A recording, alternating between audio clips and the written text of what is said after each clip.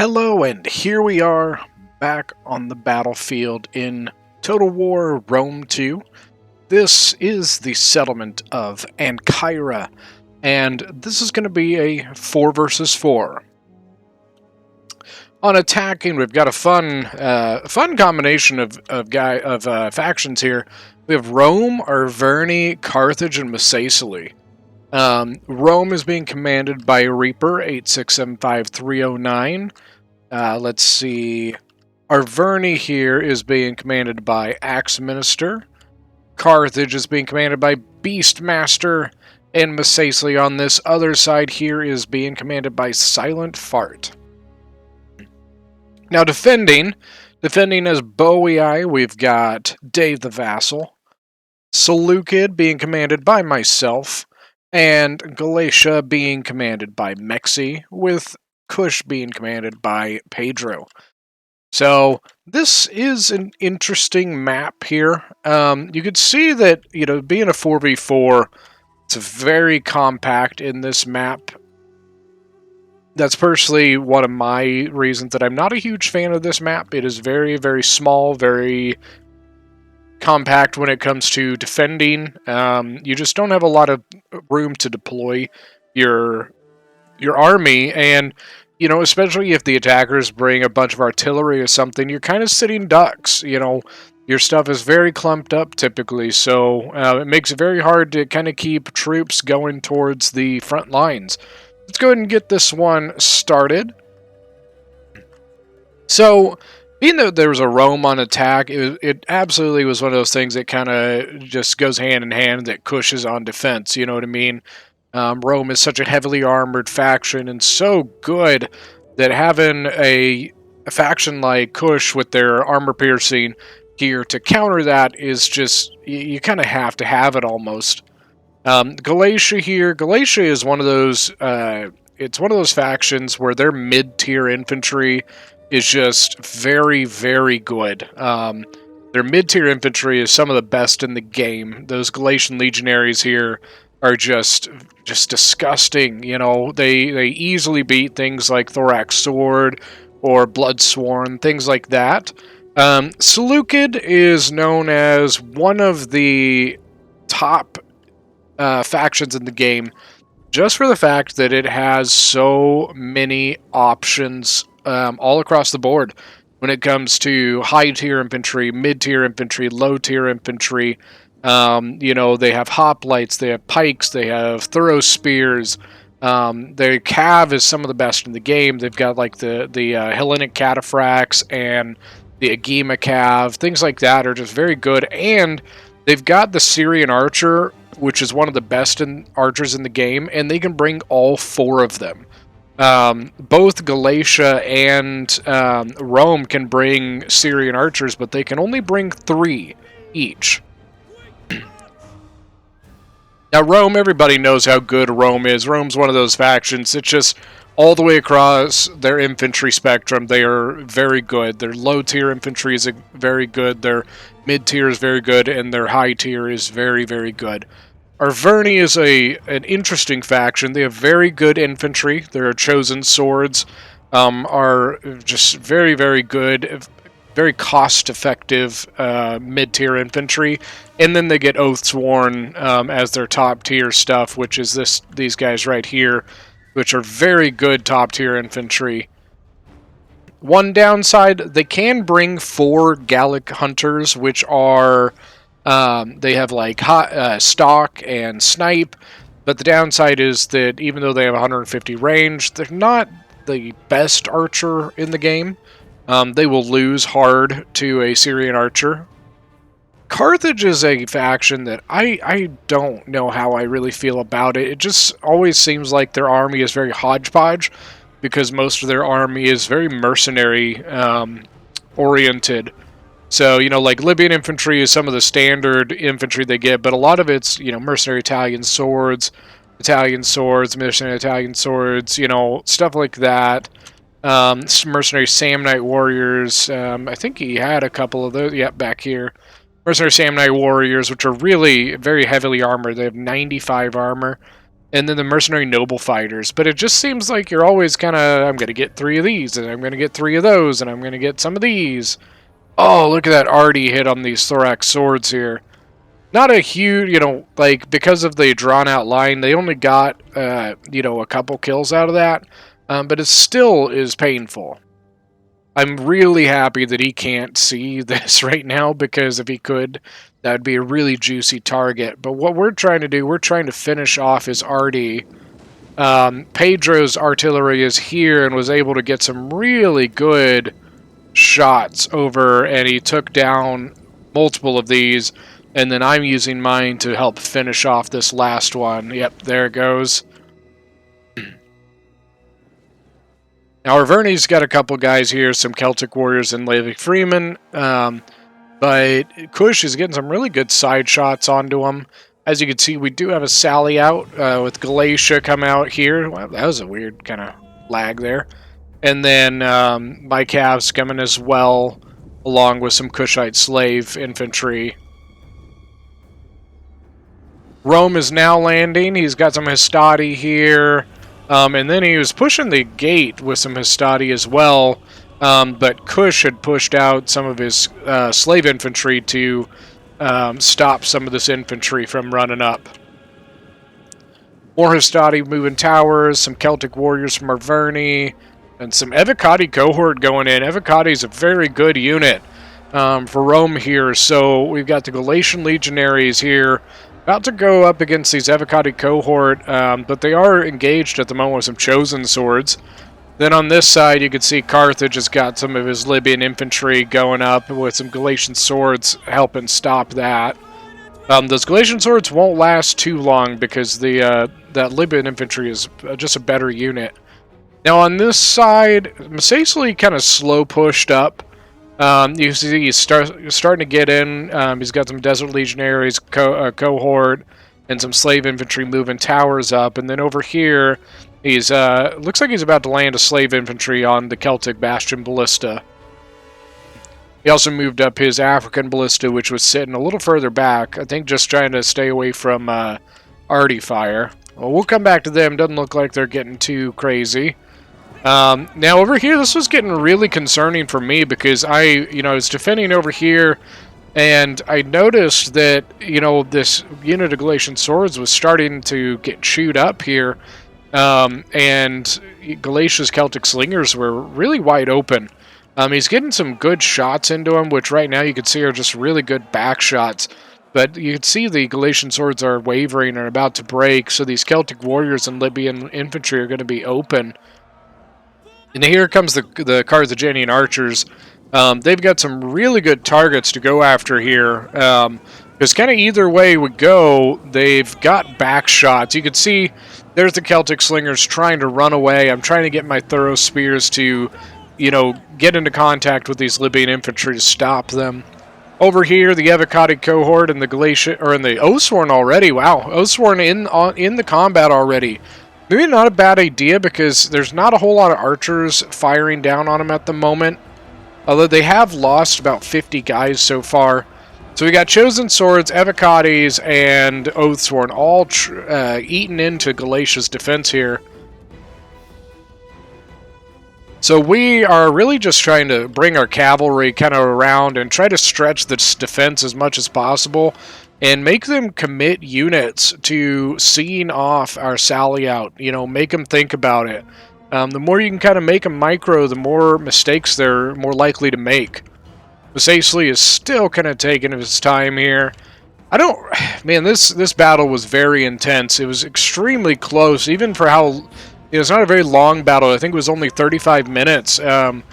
This was a very, very close one. Both sides were very, very weak at the end of this. So my Thorax swords beat this corner force, but they're still getting shot really hard by these Carthaginian Cretan archers. The Oathsworn looks like they pulled off a little bit here.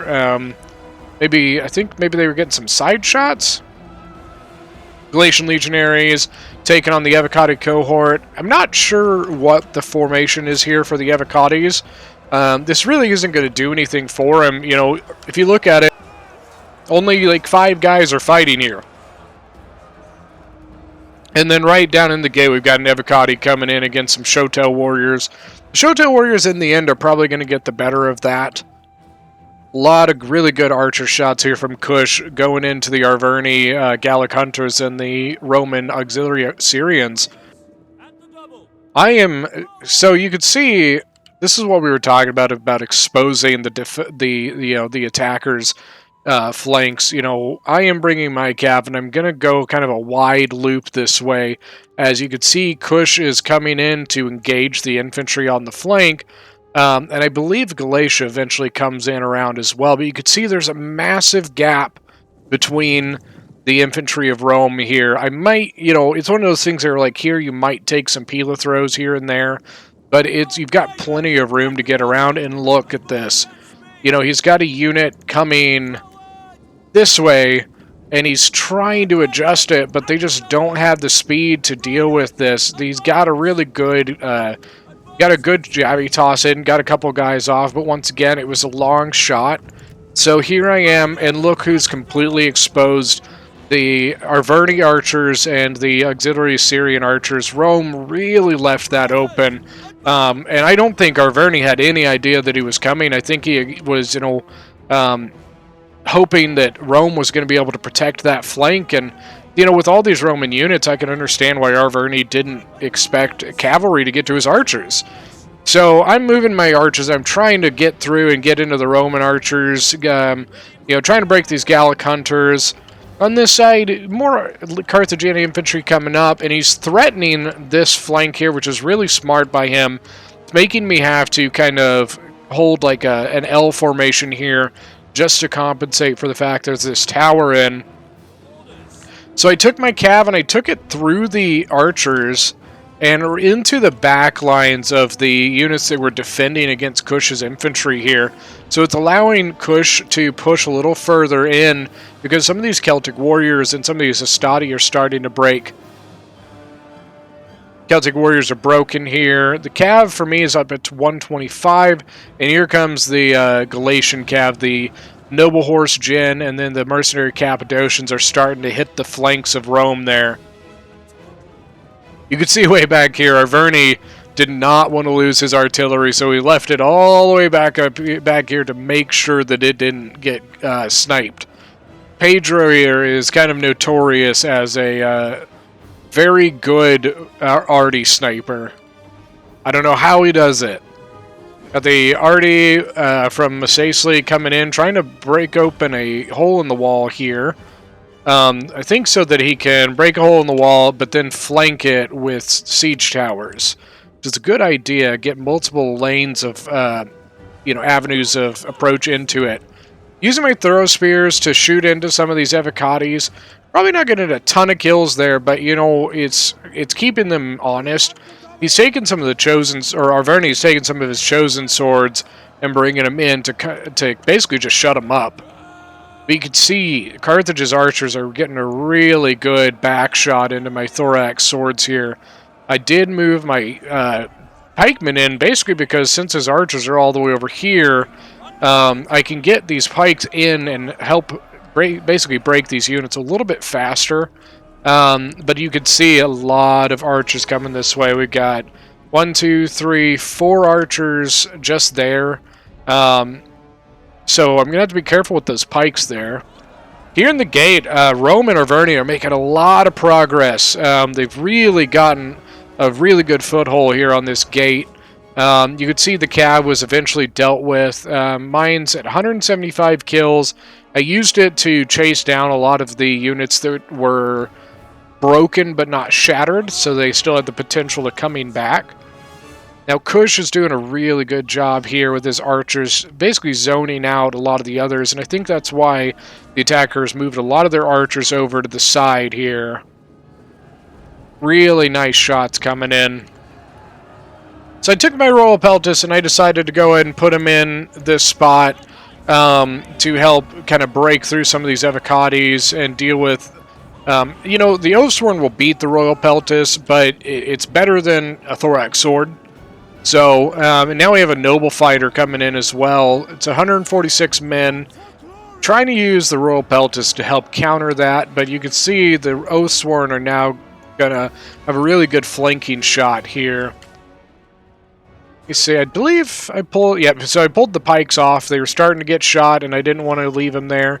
Rome's archers, unfortunately, just got really focused down here.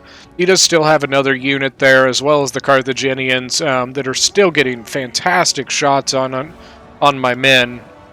Especially these Royal Peltas, they'll start feeling that pretty bad. Oh, that Pila throw right into the back from the Oathsworn.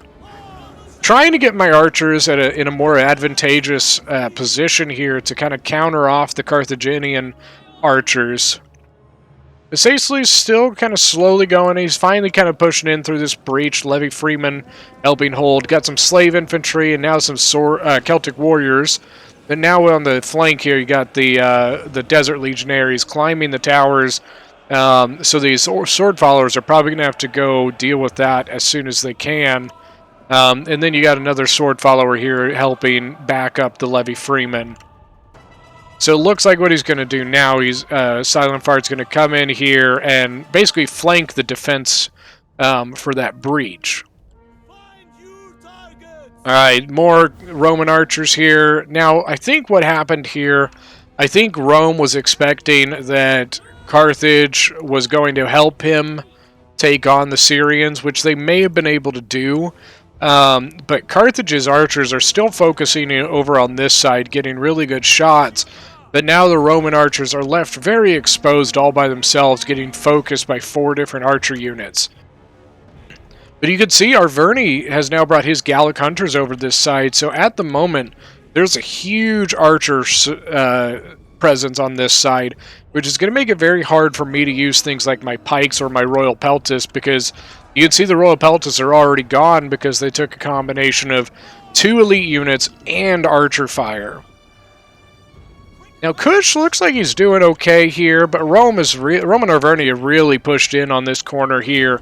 We ended up having to give up a lot of this, so they have a really good foothold on this part here.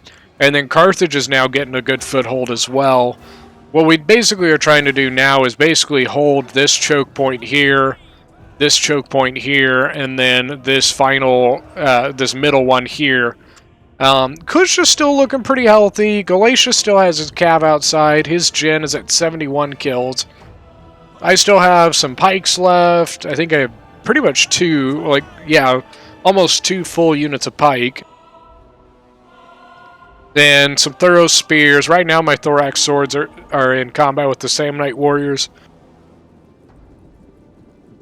Those thorax swords are eventually going to start losing, especially against the noble fighters, and the Samnite warriors combined together are going to do a lot of damage to them. So you can see I'm trying to, put my pikes back into this combat.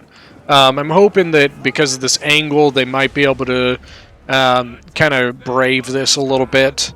And hopefully I can get them into the combat here to help kind of back off these noble fighters. Because that's really the main thing I have that can stop those noble fighters is the pikes. Most of my infantry, or all of my infantry, will lose to them. So that's what we're trying to do here, is use the pikes to keep that at bay. Then here you got some Libyan infantry and the Chosen Sword coming in against the Galatian legionaries with an Oathsworn backup. And then you can see right now that a lot of just Carthage's units are basically just trying to funnel into the city just so they are in a basically just easier and quicker place to reinforce.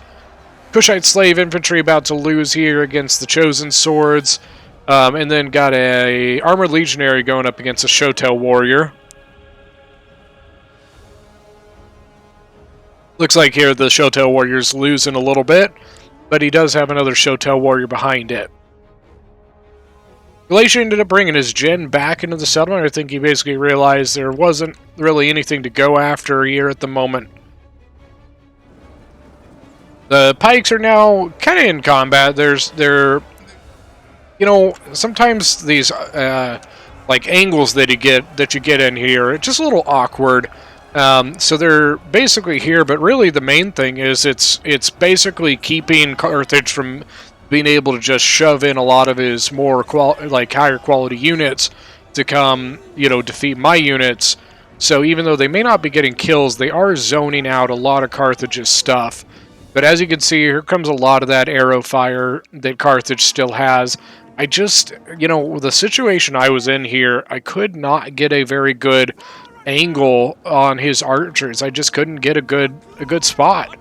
And he made a really good move here, bringing a siege tower that he had been holding in reserve and hitting this flank over here where the archers were exposed, which made me take my entire archer force and back it off. And it really has kind of exposed the back lines of my defense. So basically what I did is I brought the thorax sword to this side, because what I'm trying to do is expose their backs to the Pila throws from the Thuro spears. And basically at this point, committing my general to help finish off the noble fighters. So a combination of the thorax swords and the royal peltis. They are my gen is completely fresh. The pikes I kept back a little bit just because there was so many archers over here. You got the Romans, the Arverni, and then the Carthaginian archers all over here. This middle section, the Romans still have a armored legionary, which once again I just don't really get this narrow formation. I don't think it's doing him any favors at the moment. And then Celtic warriors going up against armored Shotels, which are really doing some work here. 117 kills, and then a Galatian legionary at 160. Over here, things are getting a little, I would say, a little scarier. You got the 2 Shotel warriors, but a lot of infantry here from the attackers. Now, Pedro has some really good shots coming in against this attack as well, though, so that should help that a little bit. Now here, what I just decided to do, I've got my Thuro spears to fire in from this direction, and my Royal Peltis to fire in from this direction, get some great crossfires. And then I took my pikes, and I basically, just to finish them off, I'm going to put them in again in the back of these Italian swords. Really good fire coming from Galatia. But, the attackers have a lot left here. I'm getting pretty narrow, pretty slim on troops. Got my 2 pikes left, Thorough Spear, my Gen, and just some smaller units. This Thorax Swords and my Archers. So I really don't have a whole lot left. Now, Rome has quite a bit, and Arverni's got quite a bit. Kush, you can see, is pretty slim as well. He's got his Archers, the 2 Shotels, his Jin, which is a Kushite archer, and then a Shotel warrior here in the middle. Galatia is almost out, man. Now, Masacely is coming through here, and Boii is probably the healthiest at the moment. Masacely's got his Desert Legionaries coming in here, but they are just getting focused by 2 units. 1 unit Celtic warriors and 1 sword follower, and then a sword follower just choking out this Desert Legionary unit. It's just, it can't even, it just is surrounded. It's cut off in this little area and just can't do anything. Got a lot of Celtic bow fire come into the breach here. Now he was able to get his slingers in. Looks like he's trying to kind of adjust and try and get some shots in against these defenders of the breach here. And then got some cav trying to come in, and then it looks like his last desert cohort. So Masacely just, oh man. Masacely got kind of delegated to kind of a bad area to attack, unfortunately. I think he was trying to extend out the defenses, not let us keep everything together. But man, that other side of that settlement is very, very hard to attack, especially since the only ways across are here and here. So even if David had to pull back, he had really good places to defend from. Now Carthage got his Balearic slingers in, and I did not like that at all. So I am focusing as much fire as I possibly can on those slingers. And now we got an Evocati cohort coming from Rome. Once again, pretty slim here. 135 with about 92 kills. Here comes the Artie from Arverni. That was not fun. I started taking that fire from him, and that was just...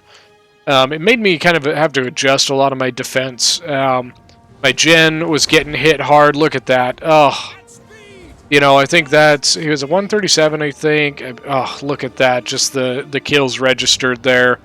And because I had to adjust, Rome found a good area to get through here, and he's going to get into my archers. Luckily, I was paying attention to this side, and was able to start moving my archers out of the way, and I had this thorax sword on the wall that I could help engage there. And now his unit's kind of surrounded, kind of not, because you got the mercenary Samnites here as well. Here you still have the armored legionaries trying to break through this Oathsworn. They're doing all right. The Oathsworn is starting to get pretty hurt. He's only at 96 guys. Over here, it's kind of seems like both sides have a chance on this side. Rome and Arverni still have units left, but so does Kush and Galatia. But I think the biggest problem is going to be that Misacli's almost done, and Boii still has quite a bit, so you can see Boii is actually already moving troops back over to our side because he's pretty much done over here already. Starting to move my other pike unit up. My first pike is pretty low. He's at 55 guys, only 50 kills, so I'm moving my other pike in to help shore up this defense.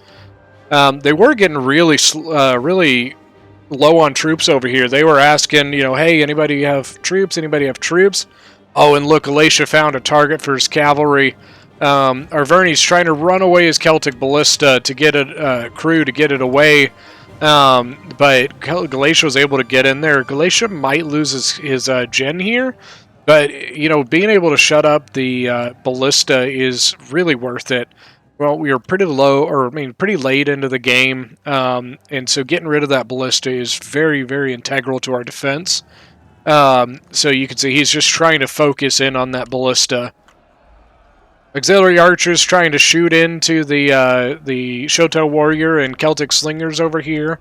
And then one Showtail warrior and one Galatian legionnaire trying to hold back the Oathsworn and the armored legionnaire.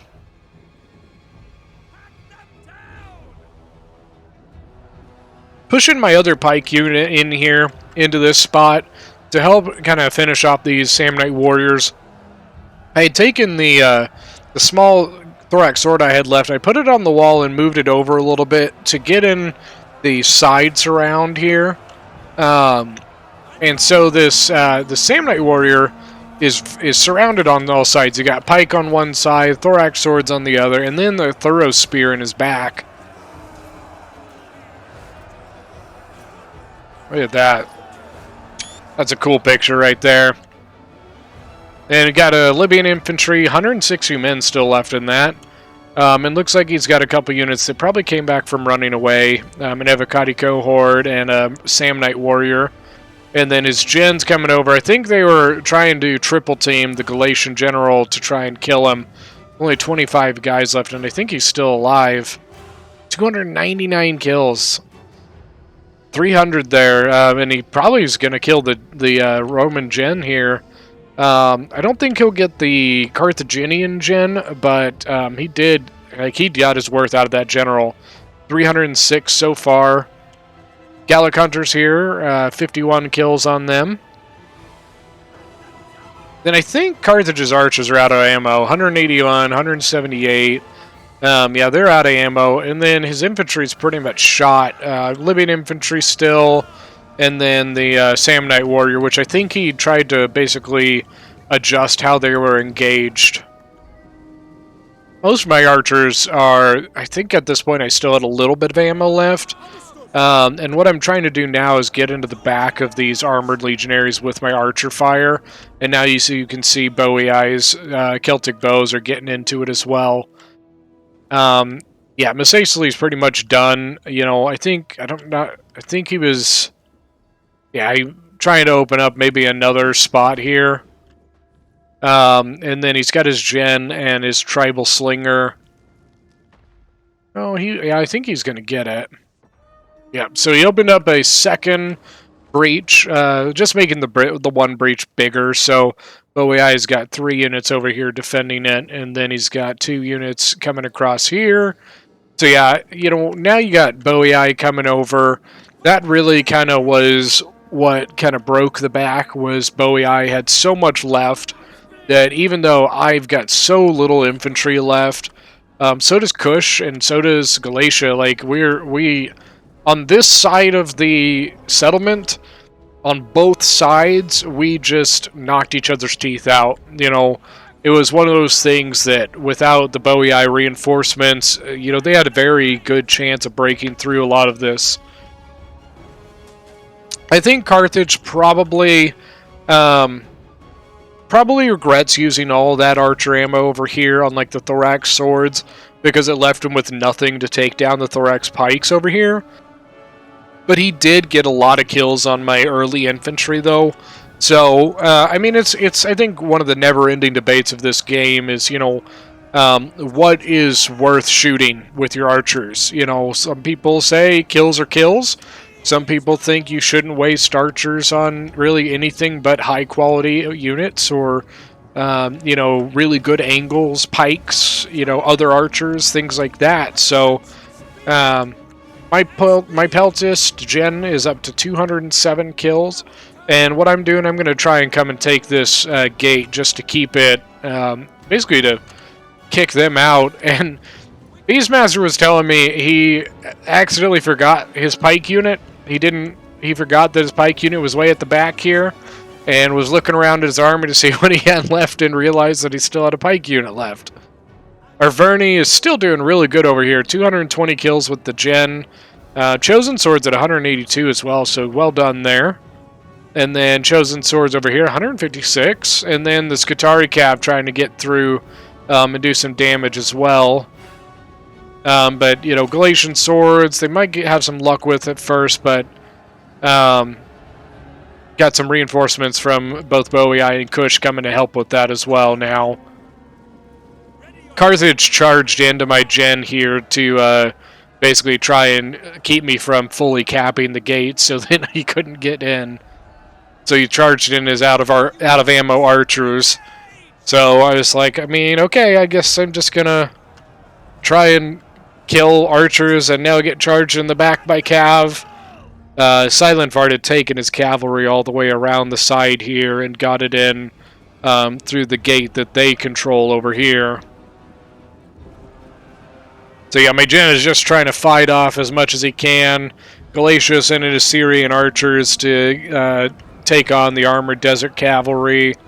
And now we've got the sword followers and Celtic warriors. Yeah, so Bowie I had a ton left, but you could see like Bowie I had to take over this position because of how low it had gotten. And unfortunately, here comes the army losses is what is starting to kick in here. You know, everybody had just lost so much that, you know, eventually your morale tanks. Now Bowie I's Gen's coming over here. Chosen Swords are broken. Most of Carthage you can see is breaking here. His Gen is broken. Trying to use my archer ammo on some of his retreating units, like these Cretan archers. And then moving my units further up.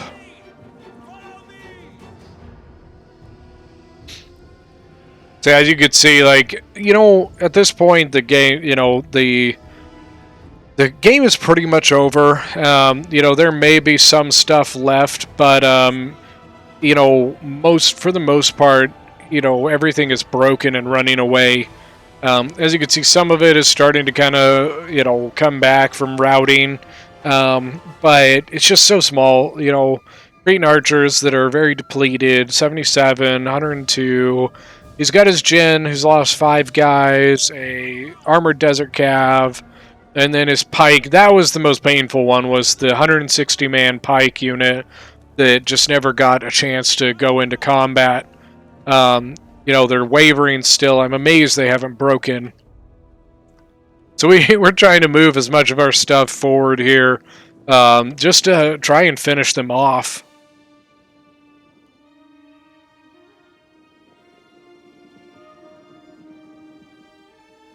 You see the Carthaginian Gen is back. Okay, the giant ballista is broken. Okay, and I don't know why it's a little jerky today. The game is. He's trying to get the pikes up in here so he can try and get them into combat before they fully break. See if he makes it up. Wavering. Look at that. They are just seconds away from breaking. I think they're going to break as soon as they get into contact. They haven't yet, and they're, you know, the unit is half and half pretty much at this point. Trying to use my Gen's final Pila on these archers here, just to use it up. 263 kills. Moving my archers up once again to just, you know, a lot of their units are left outside, so trying to use the archers to finish off the, to basically finish off the rest. Pikes are still trying to get up here. Once again, you know, it's only like half the unit that's up here at the moment. I'm amazed they haven't broken. Yep, now they broke. And now, like, half the unit has to climb back down off the tower, and half the unit is basically going to run all the way over here and run out the gate. It's just kind of goofy how that works. Gen, I think he was trying to maybe go back through this gate again. But I've got my archers lined up on the walls here, and they're just going to get some really good shots into the side and just help finish that off. Oh, 10 kills right there, and now they broke again. But what we noticed was, the clock was, or the timer for the cap was going down, because Masacely sneakily took his Jin and snuck through everything and got onto the point, and he has dismounted his men. So the point is actually being capped by the attackers right now. So we're having to rush everything back to the cap point, basically to try and, you know, get back onto it before that timer runs back out. But we guys got some units here. They were, you know, some of the attackers had come back into the voice chat while this was happening, and they were trying to, like, not talk about it, so that they were hoping we wouldn't notice that it was happening, so then we would just, like, you know, game over. And, you know, it didn't unfortunately work. As you can see, there's only 30 seconds left in this game, and it's not even capped yet, so I think we know the outcome, that unfortunately this doesn't end up working. You know, it was a valiant effort. The Jin has got 72 kills so far, but that is pretty much going to be GG. And this was a close one, guys. You know, on this side of the settlement, almost all of us were very, very depleted. We did not have very many units left. Alright, so let's end the replay and go look at some kills. So I got 1,800 kills. Gen 263, the other Royal Peltis with 117. My archers did a pretty solid 103, 108, and then 151. My pikes, obviously, you know, they could have done better. But they also, you know, this one was very healthy. 173 on the Thorax Sword, 114. These two are the ones that really got focused down by the Carthaginian archers. And 106, 100 kills on Thurospears, I am perfectly happy with, as well as 192 kills on the Citizen Cavalry. Mexi here, 308 kills with his Galatian Noble Cav Gen. His archers did pretty good, 119, 97, and 150. And then Galatia's, you know, infantry obviously always does pretty good. So 125, 92, 160. Now, they were taking a lot of Rome, so if there's a nation whose infantry can do pretty good against Galatia, it is Rome. So 118, and then even his Galatian swords did solid, 130, 102. Pedro as Kush, 178 with the Royal Kushite Archer Gen, 177 and 141. 207 with the Armored Shotel. 118 with the Kushite Slaves here, and then his Shotel Warriors 248, 174, 161, 133. Very, very well done. Dave with Bowie, the Gen with 322, 228, and 169 with the Oathsworn. Archers did okay, 156, so they did really good, but the others, they did solid. Celtic Warriors, 160, 119, 144 with the Levy Freeman. I think that's something anyone will take any day. 113, 257, and 150 with the sword followers. On the attacker side, Beastmaster with Carthage. Unfortunately, his gen, he just didn't get to do anything with it. It's the only reason it didn't get great kills. 29 with the artillery, 49 with the cav. His archers did very, very well. 183, 184, 185. Libyan infantry did okay. 116, 112, pretty solid for those guys. 204 with the noble fighter, and 231 and 184 with the Samnite warriors. The Sacely, Silent Fart, 1,281, 9 kills. Not great, but Silent Fart, I will tell you, is one of the best players that I have played with. But sometimes where you're attacking isn't great, and sometimes you just don't have a great day. So this is not normal Silent Fart kind of numbers.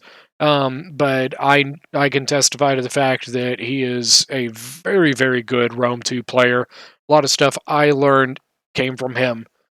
74 with the Jin. Slingers did okay, 77. Infantry, Masacely infantry is very good. So 127, 120, 231, 178. So pretty solid there. Reaper with 2,200 kills. It's hard not to do good with Rome, especially with at least a solid player. 69, 89, 97. 222 on the Armored Legionary, 284 on this one. Evocati, 206, 209, 184. And then the Hastati, 163. Then Axe Minister with 1,800 kills, 248, 63, and 163 on the Oathsworn. Archers, unfortunately, some of them got killed by cavalry, and then, all of our archers were better than the Gallic Hunters, so they didn't do fantastic. But that's okay. 130 from the Celtic Warriors. Chosen Swords all did pretty well here. 193, 188, 173. And then the Levy Freemen, they're not killers, so... But yeah, that is going to be that battle. I truly hope you guys enjoyed this one. If you did, please leave a like. And if you're new to the channel, don't forget to go hit that subscribe button. And we will see you guys next time.